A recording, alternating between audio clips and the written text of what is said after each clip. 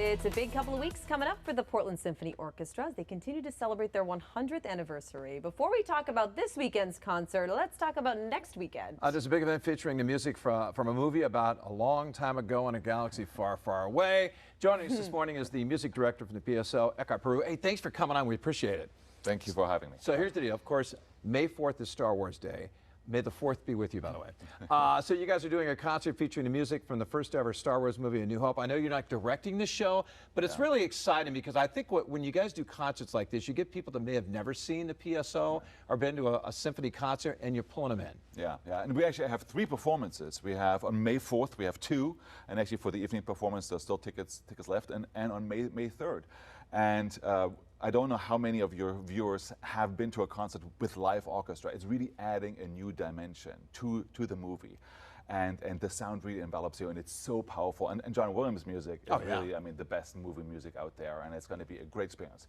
And also, you know, costumes are encouraged, so people can dress up, and you know, it's a wonderful experience, and it's going to be a lot of fun. You can go as you know, Luke Skywalker. Yes. There we go, or Princess Leia. Well, I went and saw Harry Potter, which was a similar idea, and I have to say I thought it was better than watching the movie because it was an interactive experience. Oh, I'm partial, but anything with a live orchestra is better than just on screen, and it pops out. And I think the way you perceive the music, the drama that is inherent in the music, and the power of a live orchestra, it's so much more present than, you know, when you have it on screen and over loudspeakers. Yeah, I was checking out the PSO's 2025-2026 schedule, and I just accidentally stumbled upon you guys are doing, like, next March, the music to The Empire Strikes Back, of course, the second movie in the first trilogy. And it's so much fun to see, because I'm a Star Wars geek, and so I love that, especially the fact you're playing some of the movie in the background too while this goes on, which is kind of cool. Yeah, I think I mean, we can go on now for the next decade and just go for the whole series, and I think it's a great way of introducing people who have never been to a Merrill Auditorium, who have never heard a live orchestra, to music, and it's going to be a blast. It's going to be a blast. Yeah. Is it different for the musicians, you know, to do it in this capacity? Is there any challenges, you know, by having the movie going and then dipping in here and there? What's the prep like for that? So the music is incredibly difficult. So it's John Williams. It's highly virtuoso music, and it's long. I mean, we're talking about 2.5 hours of music, right? And so there's a lot of preparation. It's a very virtuoso stuff, and you don't really have a lot of rehearsal time. And it needs to be synchronized to the music, to the movie. Right. And so everybody, or the conductor, has either a screen with, we call it streamers, so that you stay in tempo, or sometimes you have a click track to keep you on track with the movie. So it's highly complicated, in addition to just being difficult music. But it's so rewarding to play it. No, I can't wait to go see it. You would never know as someone in the audience that it's that tough. Yeah. Hey, but now let's talk about this weekend, where you'll be directing. It's a famous collection of music that a lot of people have heard, especially at sporting events, but maybe they don't know the name. It is Carmina Burana. What can people expect from this show? So Carmina Burana, if you like Star Wars, you will like Carmina Burana. It's very cinematic music. Everybody knows the beginning. I mean, this is one of the most iconic beginnings. It takes you 2 seconds and you know exactly what it is. And it's really epic music that even Michael Jackson used to open his shows. I mean, Carmina Burana is kind of the rock star of classical music. We're going to have 200 people on stage. We have 2 choruses, a children's chorus, 3 soloists, and a whole orchestra. And it's going to be monumental in so many ways, and so entertaining and funny too. All right, tell us what the story is behind Carmina Burana, and talk about O Fortuna.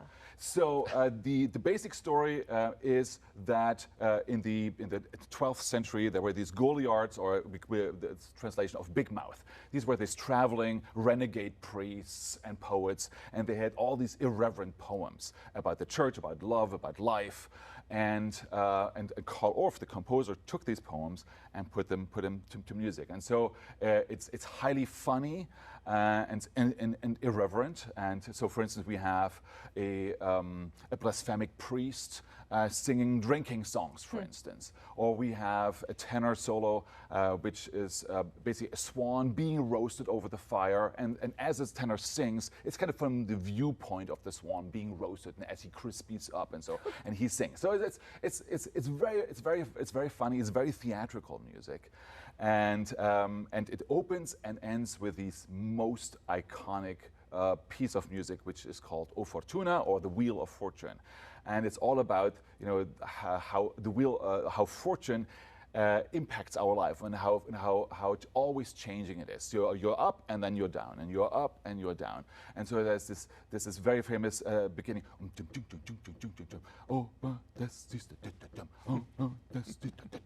Then it all explodes and hell breaks loose. I mean, it's phenomenal. It's phenomenal. Wow. And by the way, the collection of music also features vocals. I mean, you have to have that with Marina Brana. I mean, right? Yeah. I mean, the mixture of the musical instruments and the vocals in the background. Yeah. So when you add a chorus to the orchestra, first of all, orchestras always try to imitate the human voice. So when you play a violin or if you play a trumpet, you always try to imitate the human voice. If you add a chorus and soloists to an orchestra, it's basically an extension of the orchestral voice, and so you add a different quality. Also, when you sing, your body is your instrument, so it's something very special. There's and when you sing, it's a high intensity effort to sing, right? Mm-hmm. And so it becomes just bigger and much more with more humanity also, and incredibly powerful. And then you have the soloist on top of that. So we have a very high soprano, and she floats in the ether there, and it's and the baritone, who kind of is the blasphemic priest, and it's super funny and very theatrical. It's a blast. It really is. It's one of the most fun pieces to do and to listen to. And again, if you have never been to the symphony, this is the piece to listen to. And what does the rest of the year look like for you guys? Big year, 100 years celebrating. Yeah, so we are wrapping up our 100th anniversary season. So we have classics concerts this weekend, and we have Star Wars, and then also 2 weeks from now another classics concert. And so, but we're kind of done by mid-June. Our 100th anniversary season is done, but we have very exciting programs for next year as well. And I'm sure you're already planning. We had December. I mean, it's going to fly by. You got Magic at Christmas all of a sudden. We're all done. We're all done.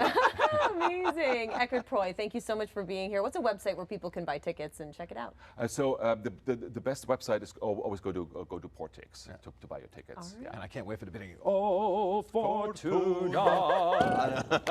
I love it. All right.